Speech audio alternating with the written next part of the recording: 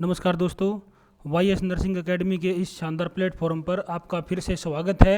हम आपके लिए YS नर्सिंग एकेडमी की तरफ से क्लास नंबर 19 लेके आए हैं, क्लास नंबर 19। तो दोस्तों चलिए बगैर देरी किए क्वेश्चन नंबर 1 की शुरुआत करते हैं, जो KGMU के लिए आपके बहुत ही इंपॉर्टेंट होने वाली है, जिसका एग्ज़ाम आप लोगों को पता है बहुत ही नज़दीक आने वाला है। तो दोस्तों बड़े ध्यान से और प्यार से क्वेश्चन को पढ़ें और अपनी नोटबुक खुली रखें और नोटबुक के अंदर ये चीज़ें जो इम्पोर्टेंट चीज़ें हैं वो नोट करते रहें, ताकि आने वाले टाइम में हर बार आपको हमारी वीडियो खोल कर ना देखनी पड़े, आप अपनी नोटबुक खोल कर देख सकें। तो चलिए क्वेश्चन नंबर 1 की शुरुआत करते हैं। क्वेश्चन नंबर 1 आपके सामने।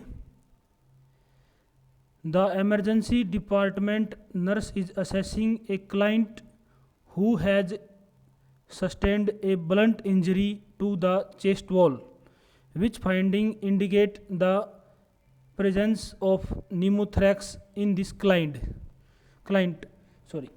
तो क्वेश्चन ने हमसे क्या पूछा है कि एक पेशेंट है जो इमरजेंसी डिपार्टमेंट के अंदर आता है और उसकी चेस्ट पर बहुत ही गहरी चोट लगी है। यानी कि एक पेशेंट है जो इमरजेंसी डिपार्टमेंट के अंदर आया और उसकी चेस्ट पर बहुत ही गहरी चोट लगी है, तो नर्स नीमोथ्रेक्स को चेक करने के लिए कौन सी फाइंडिंग यूज़ करेगी, या नर्स पेशेंट की बॉडी के अंदर कौन सी उपस्थिति चेक करेगी जो संकेत देगी नीमोथ्रेक्स देखने के लिए। यानी इंजरी होने के बाद चेस्ट के अंदर ऐसी कौन सी उपस्थिति या फाइंडिंग होगी जिसमें नर्स नीमोथ्रेक्स को चेक करेगी। तो दोस्तों जब चेस्ट पर जब इंजरी होती है तो मोस्टली सिर्फ एक ही फाइंडिंग की जाती है, और उस फाइंडिंग को हम क्या नाम देते हैं, a sucking sound at the site of injury. के जिस साइड चोट लगी है उस साइड पर साउंड सुनो। इंजरी जहाँ पर इंजरी हुई है वहाँ पर सकिंग, यानी कि सकिंग जो आदान प्रदान है, जो घाव हुआ है, जहाँ पर भी चोट लगी है उस एरिया पर आप फाइंडिंग चेक करोगे। तो राइट आंसर इज डी। तो चलिए next question number 2। A client with tuberculosis is starting anti-tuberculosis therapy with isoniazid before giving the first dose. The nurse should ensure the which baseline study has been completed. तो question ने हमसे क्या पूछा है दोस्तों? Question ने हमसे पूछा है कि एक पेशेंट है जो कि ट्यूबरक्लोसिस की स्टार्टिंग है उस पेशेंट को, और आइसोनाइज्ड के साथ चिकित्सा शुरू की जा रही है। यानी कि जो आइसोनाइज्ड जो मेडिसिन है उसके साथ ट्रीटमेंट किया जा रहा है। तो पेशेंट को पहली डोज देने से पहले कौन सी बेसलाइन चेक करेंगे? देने से पहले की बात हुई दोस्तों, कि जब भी हम ये जो आइसोनाइज्ड जो ट्रीटमेंट हम स्टार्ट करते हैं इसमें कौन सी बेसलाइन स्टडी चेक की जाएगी? कौन सी बेसलाइन स्टडी चेक की जाएगी पेशेंट की आइसोनाइज्ड थेरेपी यानी आइसोनाइज्ड ट्रीटमेंट चलाने के लिए कौन सी स्टडी चेक की जाएगी, जिसमें नर्स इंश्योर फील करती है कि यहाँ पर ऐसा नहीं करना चाहिए, वो कंडीशन ऐसी कौन सी होगी? तो राइट आंसर होगा दोस्तों आपके सामने, राइट आंसर होगा सी, लीवर एंजाइम लेवल्स। जब भी हम आइसोनाइज्ड थेरेपी किसी भी ट्यूबरक्लोसिस पेशेंट में देते हैं तो उस टाइम पर हमेशा लीवर एंजाइम्स लेवल चेक किए जाते हैं। तो राइट आंसर इज सी। तो चलिए नेक्स्ट क्वेश्चन नंबर 3 आपके सामने। The nurse muscles that lies on the anterior thoracic wall is, thoracic wall के बारे में पूछा गया है यहाँ पर दोस्तों। क्वेश्चन ने हमसे पूछा है कि एंटीरियर थेरोसिक वॉल के आगे पाए जाने वाली जो मसल्स होती है हम उसको क्या नाम देते हैं? जो एंटीरियर थेरोसिक वॉल के बारे में पूछा गया दोस्तों। हमारी जो एंटीरियर थेरोसिक वॉल होती है उसके आगे पाए जाने वाली मसल्स को हम क्या नाम देते हैं? जो दोस्तों देखो एक सीधी सी बात है, अगर यहाँ पर नॉर्मल सा नोटिस करते हैं, जैसे कि हम रूटीन में हम जिम वगैरह में जाते हैं तो सभी हमारे जो नर्सिंग ऑफिसर हैं, जो मेल नर्सिंग ऑफिसर हैं, आजकल तो फीमेल नर्सिंग ऑफिसर भी जिम में जाती हैं, तो हमारी एक ही चॉइस रहती है कि हमारे ट्राइसेप और बाइसेप्स ऊपर आए। तो ये तो ब्रोदर हमारे हाथ में हो गए ट्राइसेप और बाइसेप्स, और डायल्टेड बिल्कुल ऊपर हो गए। तो राइट आंसर तो नेचुरली अगर यहाँ पर थोड़ी सी कॉमन सेंस यूज की जाए तो यहाँ पर पेक्टोरलिस मेजर ही राइट आंसर बनेगा। तो राइट आंसर इज जो एंटीरियर थोरेसिक वॉल के आगे पाए जाने वाली जो मसल्स है उसको हम पेक्टोरलिस मेजर्स का नाम देते हैं। तो राइट आंसर इज ए। तो चलिए next question, question number 4। During the assessment of a labouring client the nurse note that the FHT fetal heart tone, FHT का मतलब होता है fetal heart tone, are loudest in the upper right quadrant, the infant is most likely in which position. तो दोस्तों question ने हमसे क्या पूछा है कि एक पेशेंट है जो लेबर में है और नर्स नोट कर रही है कि फीटल हार्ट टोन और कहाँ पर साउंड आ रहे हैं, यानी फीटल हार्ट टोन देख रही है नर्स और कहाँ पर साउंड आ रहे हैं, अपर राइट क्वाड्रेंट में, यानी कि अपर राइट क्वाड्रेंट में, यानी ऊपर की तरफ साउंड आ रहे हैं। तो यहाँ पर पूछिए कि पोजीशन बतानी है, एक्यूट फीटल की पोजीशन यानी इन्फेंट की पोजीशन, यानी जो माँ के पेट में जो गोलगप्पा है उसकी पोजीशन बतानी है कि वो कहाँ पर है। अपर राइट क्वाड्रेंट के अंदर आपको FH जो फीटल हार्ट टोन FHT जो साउंड आपको सुनाई दे रहे हैं वो अपर राइट क्वाड्रेंट के अंदर सुनाई दे रहे हैं। तो यहाँ पर दोस्तों अगर अपर क्वाड्रेंट के अंदर जब साउंड सुनाई देते हैं तो एक मोस्टली चीज़ दोस्तों आप ध्यान से सुनना कि जब भी हमारा जो हार्ट होता है वो मोस्टली हमारे पेल्विक के बजाय हमारे फेस के नज़दीक ज़्यादा होता है, यानी नीचे की तरफ कम होता है, सुनाई नीचे की तरफ कम होगा और हमारे फेस की तरफ ज़्यादा। बॉडी को अगर आप देखते हैं तो पेल्विक की तरफ ज़्यादा गैप बनता है हार्ट का और ऊपर फेस की तरफ कम गैप बनता है। तो हार्ट जो होता है वो फेस की तरफ ज़्यादा होता है। और यहाँ पर क्या पूछा है कि राइट साइड में पूछा गया है, अपर राइट साइड क्वाड्रेंट, यानी ऊपर राइट साइड में क्वाड्रेंट में। तो राइट आंसर तो आपके सामने राइट ब्रिज प्रेजेंटेशन ही बनेगी, क्योंकि अपर क्वाड्रेंट यानी कि बच्चे का जो सिर है वो ऊपर की तरफ है और ऊपर की तरफ राइट ब्रिज प्रेजेंटेशन की बात हुई है वहाँ पर है। लेकिन अगर हम बी ऑप्शन की बात करते हैं, राइट ओसिपिटल एंटीरियर प्रेजेंटेशन, है तो ये भी राइट साइड में, लेकिन ओसिपिटल एंटीरियर प्रेजेंटेशन की बात हुई है यहाँ पर कि जो ओसिपिटल है वो एंटीरियर प्रेजेंटेशन में है, तो इसलिए ये ऑप्शन तो बनेगा नहीं। और नीचे वाले दोनों ऑप्शन तो वैसे भी नहीं बन रहे दोस्तों, क्योंकि ये दोनों तो लेफ्ट साइड में दिए गए हैं और आंसर ने हमसे क्या पूछा है कि अपर राइट साइड, तो ये तो वैसे भी नहीं बन रहे दोस्तों। तो इसलिए राइट आंसर क्या होगा, राइट ब्रिज प्रेजेंटेशन। तो राइट आंसर इज ए। तो चलिए नेक्स्ट क्वेश्चन, क्वेश्चन नंबर 5 आपके सामने ये रहा। The absolute Contra indication of electroconvulsive therapy is. दोस्तों क्वेश्चन ने हमसे क्या पूछा है कि एब्सोल्यूट कॉन्ट्रा इंडिकेशन के बारे में पूछा गया है। कहाँ पर यूज़ करते हैं हम जो यहाँ पर पूछा गया है कि कॉन्ट्रा इंडिकेशन के बारे में पूछा गया है, और थेरेपी का मतलब ट्रीटमेंट, और इलेक्ट्रोकन्वल्सिव के बारे में मैं आपको बताता हूँ। इलेक्ट्रोकन्वल्सिव क्या होता है, कहाँ पर यूज़ करते हैं हम इसको हम जो सुसाइड वाले पेशेंट होते हैं या डिप्रेशन वाले पेशेंट होते हैं वहाँ पर हम इस वर्ड का यूज़ करते हैं, वहाँ पर हम इस थेरेपी का यूज़ करते हैं, वहाँ पर हम इसका ट्रीटमेंट देते हैं।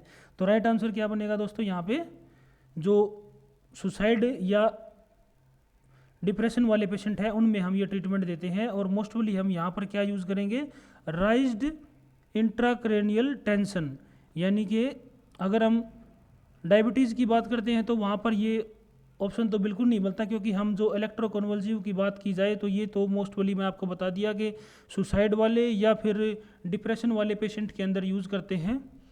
और मायोकार्डियल इन्फेक्शन यानी कि हार्ट का इन्फेक्शन, तो यहाँ भी नहीं बनेगा। रिटेनल डिटैचमेंट, तो यहाँ पर भी नहीं बनेगा। तो यहाँ पर दोस्तों अगर नॉर्मल से हम सबसे लास्ट वाले वर्ड की बात करें तो टेंशन दिखाई दे रहा है दोस्तों आपको। टेंशन वर्ड अगर आपको दिखाई दिया तो यहाँ पर या तो सुसाइड वाली पोजीशन है या फिर डिप्रेशन वाली पोजीशन है। तो राइट आंसर क्या बनेगा दोस्तों, राइट आंसर बनेगा ए। तो चलिए next question, question number 6। The other name of body mass index. यहाँ पर दोस्तों बॉडी मास जो इंडेक्स है उसका अदर नेम, दूसरे नाम के बारे में पूछा गया है। तो इसका जो दूसरा नाम हम लेते हैं वो हम लेते हैं क्वार्टलेट इंडेक्स। तो राइट आंसर इज सी। जो हम बॉडी मास का दूसरा नाम लेते हैं उसको बोलते हैं हम क्वार्टलेट इंडेक्स। और जो दोस्तों अगर मैं आपको बता देता हूँ कि बॉडी मास इंडेक्स को हम BMI बोलते हैं। और जो BMI निकालने का जो फॉर्मूला होता है दोस्तों, उसमें क्या होता है, वेट किस चीज़ में काउंट करते हैं, केजी में, इनटू हाइट किस में काउंट करते हैं, मिली स्क्वायर में, यानी मीटर स्क्वायर में काउंट करते हैं। ठीक है दोस्तों। और अगर हम नॉर्मल BMI की बात करते हैं बॉडी मास इंडेक्स की, वो मैं आपको बताता हूँ। अगर ये क्वेश्चन और बनता है दोस्तों, अगर जो हमारे एग्जामिनर हैं जो हमसे एग्ज़ाम लेते हैं, जैसे KGMU का एग्ज़ाम है अभी, तो उसमें अगर एक क्वेश्चन और बनेगा अगर आए तो दोस्तों ध्यान रखना इसका, BMI का अगर आपसे नॉर्मल वैल्यू पूछी जाए तो 18.5 से 24.5 यानी 18.5 से 24.5 ये हमारी BMI की नॉर्मल वैल्यू होती है। तो राइट आंसर इज सी। तो चलिए दोस्तों नेक्स्ट क्वेश्चन, क्वेश्चन नंबर 7, ए मूड स्टेबलाइजिंग एजेंट। तो यहाँ पर दोस्तों हमसे क्या पूछा है, मूड स्टेबलाइजिंग के बारे में पूछा गया दोस्तों। मूड स्टेबलाइजिंग, तो मूड स्टेबलाइजिंग की अगर बात की जाए तो मूड स्टेबलाइजिंग जो होता है वो हमेशा लिथियम की तरफ जाता है। लिथियम में क्या होता है, जब मूड स्टेबलाइजिंग होता है मतलब हमारे मूड की स्टेबलाइजिंग, मतलब जो हमारा माइंड होता है, जो हमारा दिमाग होता है, वो उलट पुलट बातें करने लग जाता है। उसको स्टेबलाइज करने के लिए जो हम ट्रीटमेंट देते हैं वो लिथियम देते हैं। और लिथियम ट्रीटमेंट अगर चल रहा है किसी पेशेंट को, तो लिथियम ट्रीटमेंट चलते चलते भी दोस्तों हम उसमें पेशेंट को क्या फाइंडिंग चेक करनी होती है, हम उसमें सोडियम की मात्रा को चेक करते रहना होता है। और जिस भी पेशेंट को लिथियम अगर ट्रीटमेंट चल रहा है उसमें हम सोडियम की मात्रा को चेक करेंगे, मेंटेन रखेंगे उसको। और दूसरी बात, जो चीज़ें हमें नहीं देनी होती हैं वो डायरेटिक वाली चीज़ें कभी भी नहीं देनी होती है दोस्तों। इसलिए राइट आंसर इज डी। तो चलिए नेक्स्ट क्वेश्चन दोस्तों, सॉरी दोस्तों एक सेकेंड, बॉडी मास तो हो गया। चलिए नेक्स्ट क्वेश्चन, क्वेश्चन नंबर 9 आपके सामने, a biochemical marker of pre eclampsia is. दोस्तों यहाँ पर क्वेश्चन ने हमसे क्या पूछा है कि एक प्री एक्लेम्पसिया का मरीज है जो दिए गए ऑप्शन में बायोकेमिकल मार्कर कौन सा इंडिकेट करता है। जो प्री एक्लेम्पसिया का मरीज है वो बायोकेमिकल मार्कर कौन सा इंडिकेट करेगा, जो ऑप्शन आपके सामने दिए गए हैं। तो दोस्तों प्री एक्लेम्पसिया के बारे में मैं आपको पहले भी बता चुका हूँ पिछली क्लास में, और दोबारा बता देता हूँ कि जो प्री एक्लेम्पसिया होता है उसमें क्या होता है कि प्रेगनेंसी के दौरान मदर का BP हाई हो जाना, और अगर हद से ज़्यादा BP हाई हो जाता है उसमें क्या होता है, सीजर से पहले की कंडीशन, यानी सीजर ना आए, सीजर से पहले की कंडीशन को हम प्री एक्लेम्पसिया बोलते हैं। प्री का मतलब पहले, एक्लेम्पसिया का मतलब सीजर। तो इसलिए यहाँ पर पूछा गया कि प्री एक्लेम्पसिया के बायोकेमिकल मार्कर के बारे में पूछा गया है। इनमें से ऑप्शन में दिए गए हैं कौन सा है। तो राइट आंसर है दोस्तों आपके सामने, आंसर तो आपको दिख ही रहे हैं, मैं आपको क्वेश्चन समझाने की कोशिश करता हूँ। आंसर पर तो आपको दिख ही जाते हैं, लेकिन पहले क्वेश्चन को ध्यान से समझना होता है दोस्तों। जब क्वेश्चन समझ में आएगा तो आंसर अपने आप निकाल लोगे। तो राइट आंसर क्या बनेगा, राइट आंसर बनेगा डी, राइज्ड यूरिक एसिड लेवल। जो प्री एक्लेम्पसिया के जो मरीज होते हैं, बायोकेमिकल मार्कर की बात हुई है कि हम कौन सी फाइंडिंग करते हैं उसके अंदर, तो हम यूरिक एसिड का जो लेवल होता है उसको मेंटेन रखवा के रखते हैं, मेंटेन, बिल्कुल मेंटेन। तो चलिए नेक्स्ट क्वेश्चन दोस्तों, क्वेश्चन नंबर 10 इस सीरीज का last question, vaccination is an example of. यहाँ पर दोस्तों वैक्सीनेशन के एग्जाम्पल के बारे में पूछा गया है। मैं थोड़ा सा डिफाइन करता हूँ आपको वैक्सीनेशन के बारे में। वैक्सीनेशन क्या होती है दोस्तों, ये एक एंटीजन होती है, ये हमारी बॉडी के अंदर एंटीजन इंसर्ट करने को हम वैक्सीनेशन कहते हैं। और जब हम भी किसी पेशेंट के अंदर एंटीजन इंसर्ट करते हैं तो वो कंडीशन क्या कहलाती है, एक्टिव। और एक कंडीशन होती है कि एक्टिव होने के बाद वो एक्टिव एंटीबॉडीज़ को बढ़ाती हैं, और जब एंटीबॉडीज़ बढ़ती हैं तो वहाँ जवाब क्या जाता है कि पासिव, वो पासिव कंडीशन की तरफ जाती है। जब भी एंटीबॉडीज़ बढ़ती हैं तो वो पासिव हो जाती है। तो दोस्तों यहाँ क्या पूछा गया है, vaccination is an example of. तो वैक्सीनेशन का जो एग्जाम्पल होता है वो होता है आर्टिफिशियल एक्टिव इम्यूनिटी।